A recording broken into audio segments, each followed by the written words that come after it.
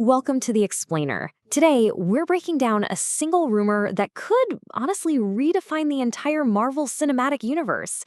It's just a whisper on the internet right now, but it is so packed with meaning, we just have to unpack it. So, this is the question that's lighting up fan forums and social media everywhere. Now, on the surface, it seems simple, right? A potential trailer release date? No big deal. But what if I told you that inside this one sentence lies a total masterclass in storytelling and building hype? Well, that's exactly what we're going to explore. Okay, let's just dive right into this. Our goal here isn't to prove this rumor true or false. No, instead, we're going to explore why it even exists and why it's so incredibly compelling to so many people. We're going to treat the rumor itself like a text we need to analyze. Because the power of this idea, it isn't just about a movie trailer. Not at all. It's about legacy, it's about symbolism, and it's about the massive, massive shadow cast by one of the biggest films of all time. So let's deconstruct the two key parts of this fascinating puzzle. First up, let's talk about that title, Doomsday. It's just one word, but wow, it carries a ton of weight, and it immediately sets a very, very specific tone.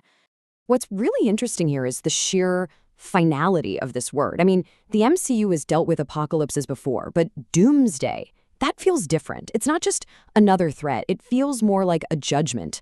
It suggests a story that isn't about preventing a disaster, but about surviving one that's already happening, one that's inevitable. That's a much darker starting point than anything we've really seen from them before. Okay, so let's move on to the second piece of the puzzle and see how this all connects. Because it's not just about the title Doomsday, it's about when we might first see it, on the anniversary of Avengers Endgame. And this is where the symbolism really clicks into place. And look, we're not just talking about a 1 or 2 year anniversary here. By linking these two specific dates, you're creating this significant multi-year bridge between two totally distinct eras of the franchise. It's a deliberate, powerful callback. 7 years. In pop culture terms, that is practically an entire generation. It's more than enough time for the victory lap of Endgame to become a legend, to become a distinct memory. A 7-year gap makes the return to that specific date feel so intentional, almost ceremonial. So, the crucial question is, why, right? Why tie the dawn of Doomsday to the anniversary of Endgame? Well, the answer is all in the powerful contrast between what these two titles represent. And this contrast is what makes the idea so potent. On one side, you have Endgame, the culmination, the final victory, that huge emotional release that closed a decade of storytelling. And on the other side, you have Doomsday, a beginning, a promise of absolute catastrophic destruction, and an entirely new kind of dread. It's the perfect thematic opposition. Exactly. By launching the Doomsday trailer on that specific date, the message is just crystal clear. It's a symbolic passing of the torch. It basically says, hey, remember that incredible high? We're about to take you to the absolute lowest low.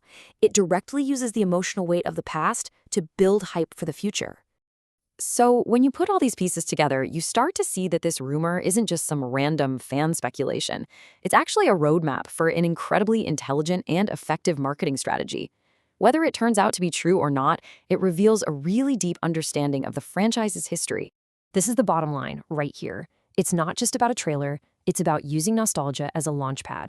It's about promising stakes that are just as high, or maybe even higher, than what we've seen before. It frames this whole new saga not as just another sequel, but as a kind of dark echo of the past. It is pure symbolic marketing, and you know what? It's brilliant. And that leaves us with this final, really crucial question. In a world of these massive interconnected stories, does every new chapter need to define itself against the biggest triumphs of the past? Is the promise of a coming Doomsday the only way to truly move on from the victory of an Endgame? Definitely something to think about. Thanks for joining me on The Explainer.